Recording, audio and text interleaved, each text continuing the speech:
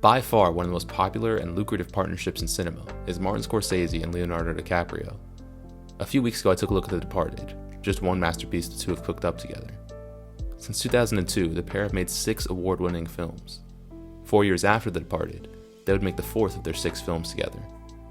That film would be an adaptation of the 2003 novel, Shutter Island. Now, as with all the movies I cover, I suggest you watch it on your own before viewing this video, but I can't stress enough the importance of that with a film like Shutter Island. Due to the nature of the story, you're almost required to go in blind. Fortunately, I did have that perspective on my initial viewing, so if you haven't seen the film yet, I suggest you do that now. Shutter Island sits in a weird place in regard to film discussion. It's universally well liked, but it's not often that it ranks in someone's top 5 or even top 10 favorite films. At the time of release, it wasn't exactly a hit with critics either. As time has gone on, however, the consensus has only become more and more positive. Why is this the case? Well, I believe it's simple. Most people don't call a film one of their favorites unless they've watched it multiple times, and most people don't rewatch a film that relies on a plot twist, as that can only be at its most effective once. Because of this, the film isn't put under the microscope nearly as often as some of Scorsese's other works. There's no denying that most of the power this film holds is in its plot twist, a twist that is done exceptionally well and still has you asking the right questions as the credits roll. It is the quintessential plot twist in my eyes. Seriously, if you're writing a story and want to do a major twist, take notes from Shutter Island. However, I think because of how well done that twist is, some of the film's stronger elements have been overlooked. Shutter Island serves as a powerful lesson in mental illness, trauma, and most importantly, guilt. All through the lens of the legendary Martin Scorsese. So without further ado, let's take a look at Martin Scorsese's 2010 adaptation of Shutter Island.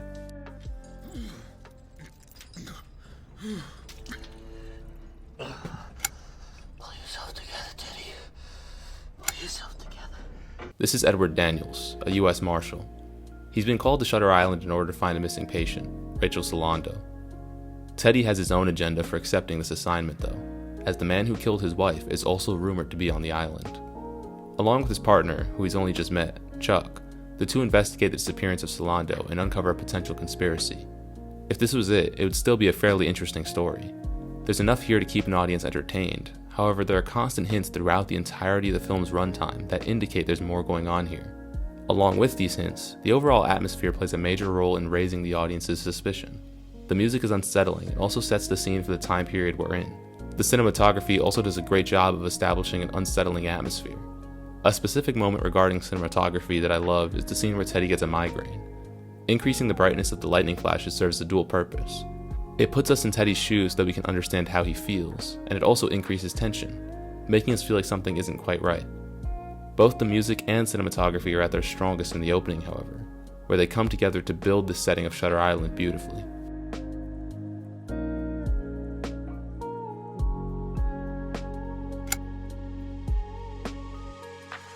While it's true that this is a masterclass in establishing a setting and atmosphere, that isn't often what people talk about when discussing this film. No, conversations about Shutter Island usually center around the twist. That twist being that Teddy Daniels isn't a U.S. Marshal, and his name isn't even Teddy Daniels. His name is Andrew Latis, and he's a patient at Ashcliff. The entire narrative is an elaborate roleplay meant to help treat Andrew. His partner Chuck is actually his primary doctor, Lester Sheehan. Andrew was admitted here because he killed his wife after she had murdered their 3 children. To cope with his grief and guilt, he created a persona that allowed him to believe he was still a U.S. Marshal. Notably, even in his fantasy, where he's a U.S. Marshal trying to find his wife's killer, the killer is still named Andrew Latis. Although he doesn't know it, in a way he's still taking accountability for her murder. Teddy also isn't perfect though. He's a violent man who can't forgive himself for certain things in his past. He also has what seem to be nonsensical dreams where reality quite literally haunts him. Even in his fantasy, he cannot escape his guilt. While this twist is extremely well executed in the film, there is an element of it that didn't quite carry over from the pages to the screen, and that's the clever wordplay. Edward Daniels and Andrew Latis are anagrams, meant to indicate that they are the same person, as are Rachel Solando and Dolores Chanel, Andrew's ex-wife. Also, Teddy's conversation with George Noyce. The wording used can be interpreted one way or the other depending on where in the sentence you place the comma. Of course, both these elements are still present in the film and done well, but having such major hints be relegated to things that the audience can't notice without reading it or being directly told is unfortunate. The film makes up for this though by having many other clues be hidden all throughout. Some of the more notable clues include the officers holding their guns tight around Eddie, Chuck not being able to unholster his gun properly, Teddy's clothes not fitting him quite right, Teddy's conversation with Mrs. Kearns, and of course his reoccurring dreams. Most films that contain a mentally ill main character tend to have scenes that are entirely made up within the protagonist's mind. Then, once the audience is made aware that the main character is unwell, we'd look back and wonder if certain scenes were complete fabrications. Shutter Island actually gives us a guide to follow, though, with the motifs of fire and water. Fire indicates fiction, as is seen in Andrew's dreams and in the scene where he speaks to the second Rachel Solando. Fire is also significant because it's stated that Andrew's wife, Dolores, burned down their city apartment, which is why they ended up living by the lake in the first place. Water, on the other hand, indicates reality. All throughout the film, Teddy has a natural aversion to water. He gets sick on the boat, claiming there's too much water, and in a point of view shot during this interrogation, the water is completely missing from the frame. However, when we switch away from his perspective, it was there the whole time. This represents his aversion to reality as well. He runs from the truth, instead clinging to this fantasy he's created. And which school are you, Doc? Me? I have this radical idea that if you treat a patient with respect, listen to him, try and understand, you just might reach him. On rewatch, every character is naturally going to be viewed through an entirely different lens, as we now realize the true meanings behind their words and actions. The most interesting character through this perspective in my eyes is Dr. John Cawley. One detail I only just noticed on my latest viewing is how he pauses when telling Teddy that someone had drowned. It's almost as if he brought it up only to see if he can get a reaction out of Teddy. He wants Teddy to remember what happened to him, or rather what happened to Andrew. But instead, Teddy has little to no reaction to this information. As part of this elaborate roleplay, Rachel Solando has a similar condition to Andrew. So when speaking of her and how she can be treated, Cawley is indirectly telling Andrew what he needs to do to heal. The greatest obstacle to her recovery was her refusal to face what she had done. Since we mostly see the film through Teddy's perspective, we view Cawley as a villain. We doubt his every word and question his sincerity constantly. The scene where he tells Teddy that he never had a partner seems to be a threat at first, but on rewatch, we realize that it's also a part of Andrew's treatment. Speaking of Teddy's partner, everything Chuck says is also recontextualized by the reveal that he is actually Andrew's primary. He is constantly asking Teddy about his past to try and get him out of this fantasy.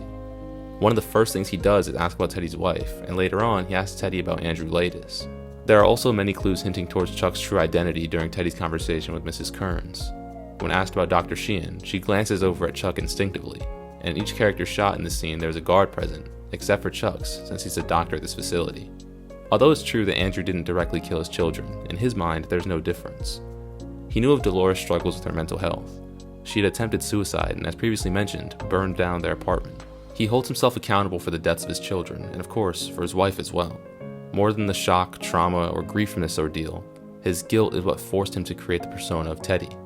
And even then, Teddy carries his own guilt. Because of this and everything else that Teddy is repressing, he's violent. He's also trained, so he is the most dangerous patient in Ashcliff. This roleplay is revealed to have been a last attempt to try and reach Andrew before the doctors are forced to lobotomize him. Interestingly, if someone isn't talking about the twist in Shutter Island, then they're likely discussing the ending. And for good reason. It leaves you asking questions and is strikingly distinct from the book. Although Andrew appears to be healed, he's made aware of the fact that 9 months earlier he had a breakthrough, but had then relapsed. Later on, it appears that he's relapsed once again, leaving the doctors no other choice. Before leaving with them, however, he says this. Which would be worse? To live as a monster, or to die as a good man? On an initial viewing, this line is chilling and likely left audiences with two important questions. Firstly, is this Andrew or Teddy? And secondly, if this is Andrew, why would he willingly submit to the lobotomy? The movie all but answers these questions for us, though, during Teddy's conversation with Dr. Nehring. Wounds can create monsters, and you are wounded, Marshall. Andrew has been wounded and has quite literally created a monster in Teddy. Teddy is a trained U.S. Marshal that is highly aggressive. He constantly puts both other patients and his nurses in danger. But in Andrew's final line, Teddy isn't the monster he's referring to, at least not the only one. He also believes his true self, Andrew, to be a monster. This is evident through his depiction of Andrew Ladis in his own fantasies and dreams.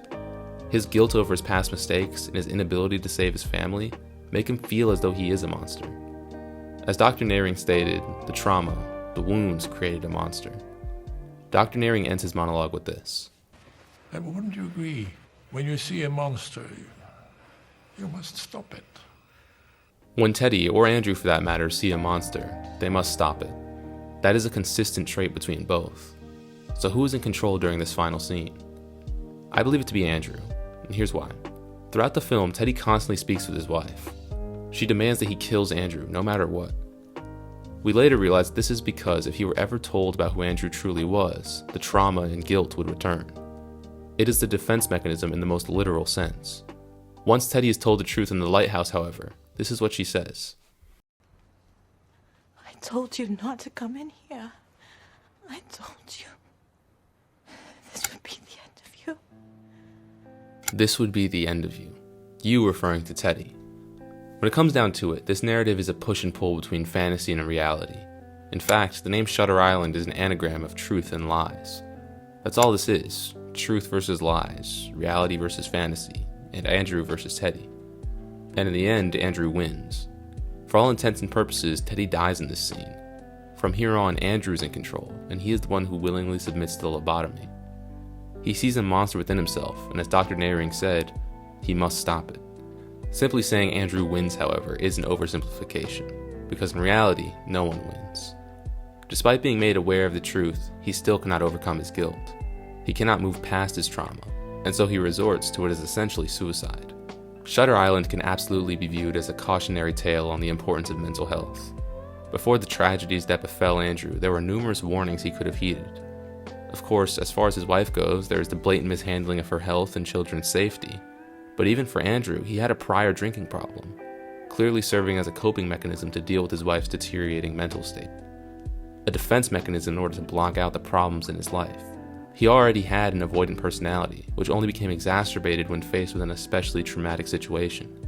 That's why it's so important to take seriously both our own mental health and to keep in mind the mental health of those around us as well. To get help is a phrase often thrown around when referring to mental health, but this can mean many different things for different people.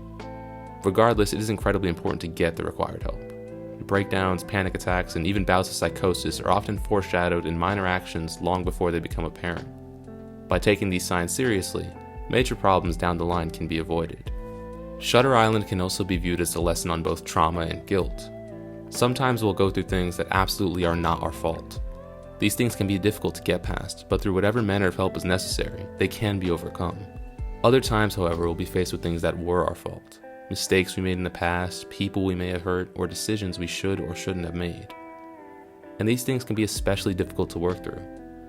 With traumas where the individual is not to blame, once the individual gets through the initial shock and they've worked through it emotionally, logically you can reason with the event and eventually overcome it. However, when the individual is to blame, it can be difficult to overcome it logically because an actual mistake was made. The approach has to be completely different. You not only need to get through the trauma and potential loss and continue functioning as a human being, you also feel the need to carry the burden of the mistake, and it proves that the event doesn't occur again. Andrew could not handle that weight. This is a bitter ending to its very core. But sometimes reality contains more beauty than fiction, because unlike fiction, the ending isn't decided. The weight of guilt is difficult to bear, but by no means impossible.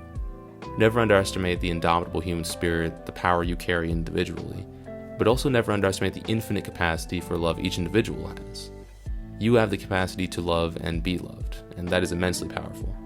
No matter how heavy a weight or burden, it can always be made lighter when people are willing to carry it with us. Now, I'm no psychologist, of course. I'm underqualified in all respects, but I couldn't stand the thought of ending this video on the bitter note this film does. Whatever troubles you face, the help you need is out there, and there are people willing to offer it. In reality, it's never too late to get better. Thanks for watching.